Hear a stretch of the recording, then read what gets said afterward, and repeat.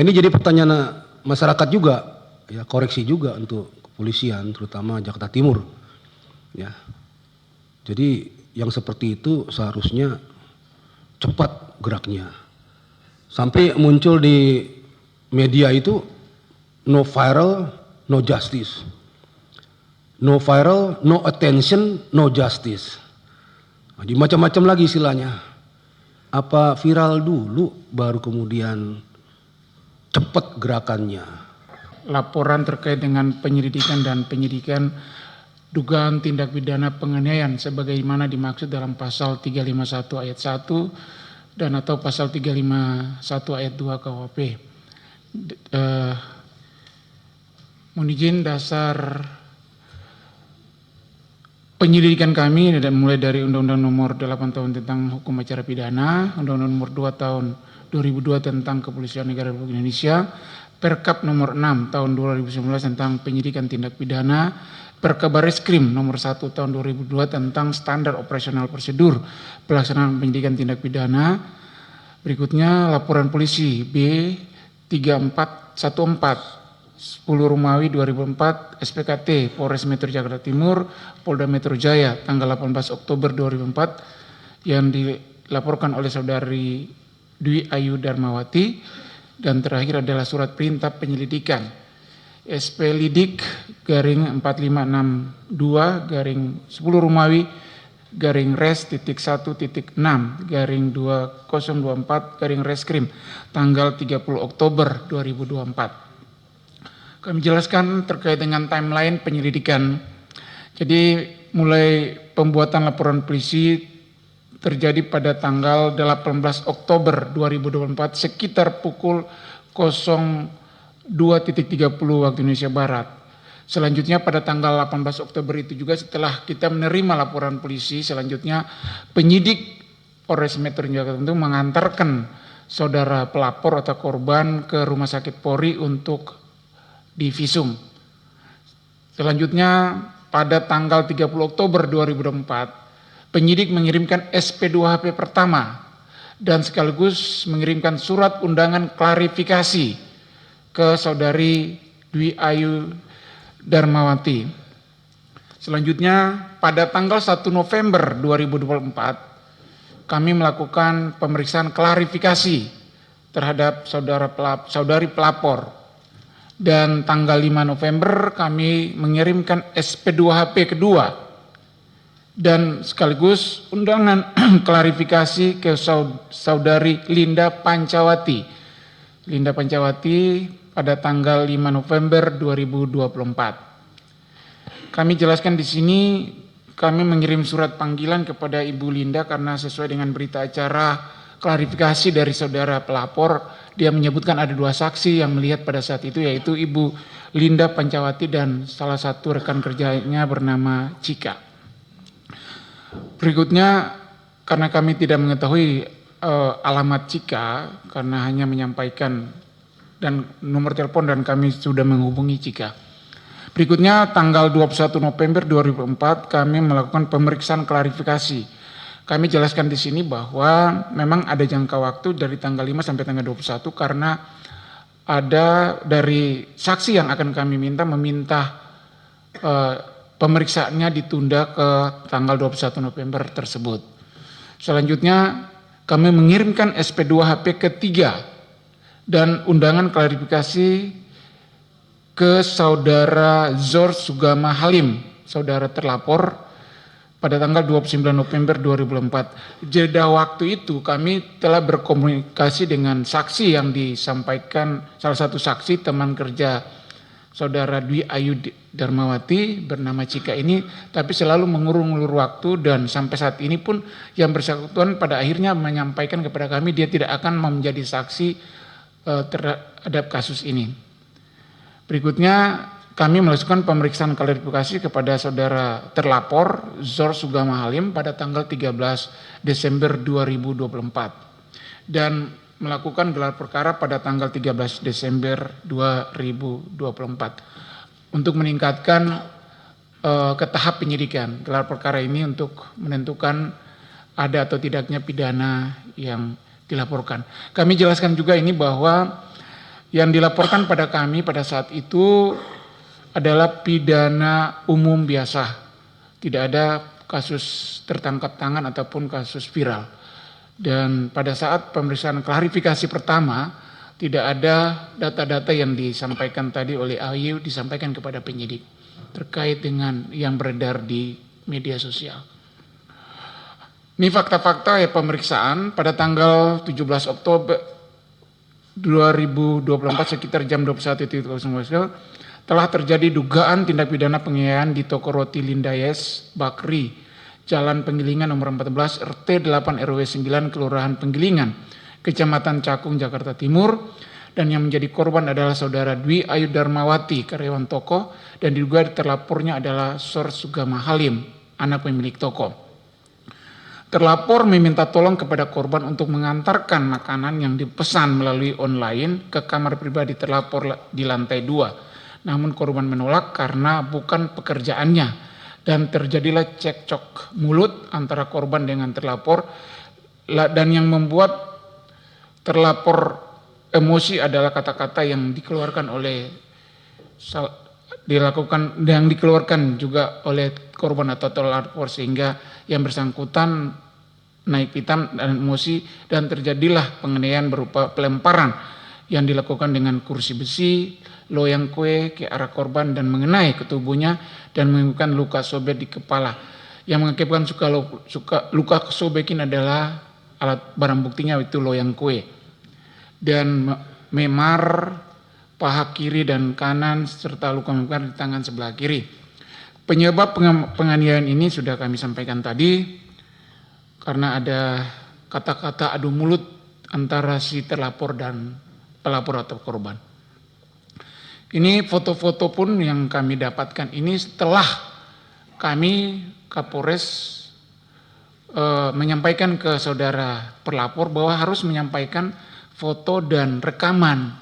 Itu sudah pada mau pemeriksaan dan kami minta untuk ditambahkan di dalam berita acara. Jadi ini foto-foto ini tidak disampaikan pada saat itu, dan rekaman ini juga pemeriksaan keterangan klarifikasi terhadap saksi korban, bukan saksi korban tapi terlapor, yaitu saudara Sor Sugama Halim. Ini ada foto-foto yang kami sampaikan. Berikutnya tahap penyidikan. Jadi setelah tahapan penyelidikan selesai, kita gelar perkara dan diputuskan bersama untuk dinaikkan ke tahap penyidikan. Inilah dasar-dasar penyidikan. Ya, lanjut Pak, ini kan udah tahu semua. Ya, timeline penyidikan.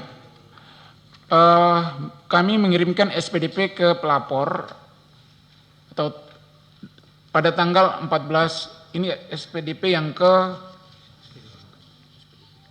SPDP ke pelapor pada tanggal 14 Desember 2004. Berikutnya pada tanggal 14 Desember juga kami mengirimkan surat panggilan kepada pelapor. Dan tanggal 15 Desember kami melakukan pemeriksaan terhadap pelapor dan para saksi. Tanggal 15 Desember juga kami melakukan penyitaan barang bukti. Dan tanggal 16 Desember kami mengamankan terlapor karena pada saat itu kami mengirimkan surat panggilan terhadap terlapor, namun kami berkomunikasi terlapor berada kedudukannya di daerah Sukabumi, sehingga kami langsung melakukan pengamanan terhadap terlapor di daerah Sukabumi pada tanggal 16 Desember 2004. Selanjutnya pada tanggal 16 Desember itu kami juga melakukan gelar perkara penetapan tersangka, dan tanggal 16 Desember itu juga kami menetapkan tersangka dan kami melakukan penahanan dan press release. Proses penyidikan pada hari Minggu tanggal 15 Desember 2004, penyidik pembantu melakukan pemeriksaan terhadap saksi korban, yaitu saudara Dwi Ayu Darmawati. Pada hari Minggu tanggal 15 Desember 2004, penyidik pembantu melakukan penyitaan barang bukti. Pada hari Senin tanggal 16 Desember, penyidik pembantu melakukan pemeriksaan terhadap saksi, yaitu saudara Linda Pancawati. Pada hari Senin tanggal 16 Desember 2004, penyidik pembantu melakukan pemeriksaan terhadap tersangka, yaitu saudara Sor Sugama. Perlu kami sampaikan juga di sini bahwa saksi, salah satu saksi, teman rekan kerja daripada pelapor, sampai saat ini tidak mau diambil keterangannya sebagai saksi. Dia menolak untuk dijadikan saksi. Namun kami sudah berkomunikasi dan kami sudah mengirimkan surat resmi untuk segera yang bersangkutan juga dijadikan saksi karena terdapat di dalam BAP saudari pelapor. Ini barang bukti yang kami sita. Yang pertama adalah 1 buah kursi besi, 1 buah loyang, 1 buah mesin EDC BCA, 1 buah patung pajangan. Kursi sebesar ini dilempar, astagfirullahaladzim, benar-benar. Dilempar ke Mbak Ayu ini, sebesar ini. Oke, lanjut. Badan besar, Saudara Zor Sugama Halim.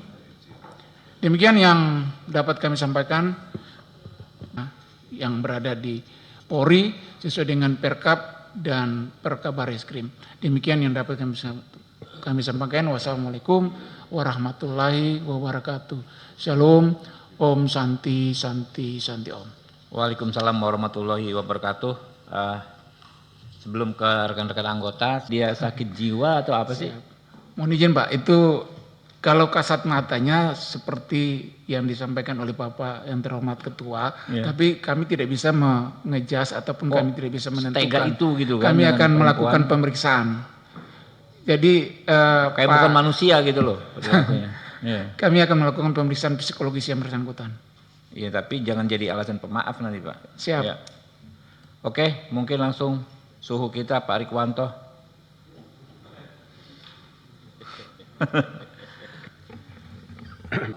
Hampir 1 bulan juga, itu pun setelah viral.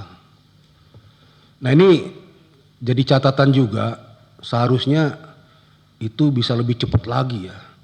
Kalau saya berpikir sebagai anggota Polri dahulu, kalau kita fokus kejadian itu langsung ditangani, 3 sampai seminggu itu, 3 hari sampai seminggu selesai itu. Ya, itu kasus nyata dan kelihatan dan terbuka. Tinggal gercepnya anggota itu. Nah ini jadi pertanyaan masyarakat juga, ya koreksi juga untuk kepolisian, terutama Jakarta Timur. Ya, jadi yang seperti itu seharusnya cepat geraknya. Sampai muncul di media itu no viral, no justice. No viral, no attention, no justice. Nah, macam-macam lagi istilahnya. Apa viral dulu baru kemudian cepat gerakannya. Ini juga pelajaran bagi kepolisian di tempat-tempat yang lain. Ya, apapun kasusnya, siapapun pelapornya, itu perlakuannya sama di muka hukum. Ya, Polri diberi negara, dikasih kewenangan, dikasih perlengkapan untuk penegakan hukum. Siapapun yang bermasalah dengan hukum, tidak pilih-pilih, kerjakan itu. Ya. Namun demikian saya apresiasi sama Polres yang akhirnya bisa menangkap pelaku. Kalau masalah pelaku kemudian disinyalir, katanya ini ya, ada perkembangan pemikirannya agak terbelakang, itu jangan diterima mentah-mentah. Ya, harus diobservasi dulu kalau memang perlu. Di tempat yang ditentukan, baru disimpulkan oleh pihak yang punya keahlian tentang itu. Ya, kalau tidak, berlakukan dia seperti orang-orang atau pelaku atau tersangka pada umumnya. Ya, melakukan penganiayaan berat, ya hukumannya ada. Ini koreksi saja kepada Jakarta Timur dan kepada seluruhnya anggota kepolisian. Jangan pilih-pilih dalam menangani kasus, jangan nanti-nanti. Kalau prinsip saya itu makin cepat ditangani, makin cepat terungkap. Karena semuanya mesti segar. Terlalu lama makin kabur. Ada distorsi. Apalagi nanti ada yang datang, itu sahabat saya, itu teman saya. Tolong Pak dibantu. Nah itu lebih parah lagi nanti penyelesaiannya. Ya. Pak yang terhormat Pak Roni, kami sampaikan bahwa setelah naik Rudi namanya, Rudi Lalo. Pak Rudi. Rudal. Siap. Mohon izin, setelah naik sidik, kami melakukan pemeriksaan yang bersangkutan. Kita panggil untuk mau pemeriksaan sebagai saksi pada tahap penyidikan. Iya. Namun yang bersangkutan dan orang tuanya karena merasa sudah terancam karena Sudah kabur ke Sukabumi itu. mereka menurut keterangan kepada kami bahwa mereka ke Sukabumi itu karena ada tujuan untuk mengamankan diri dan ada informasi dari salah satu temannya bahwa di Sukabumi ada tempat pengobatan alternatif. Jadi mereka ke Sukabumi dalam rangka itu. Akhirnya kami berkomunikasi dengan orang tuanya dan orang tuanya meminta perlindungan ke kami untuk menjemput dan kami selanjutnya melakukan tahap penangkapan. Berarti sudah viral dulu. Siap, sudah. Viral dulu baru ada upaya menghadirkan tersangka. Kira-kira begitu Pak Kapolres ya.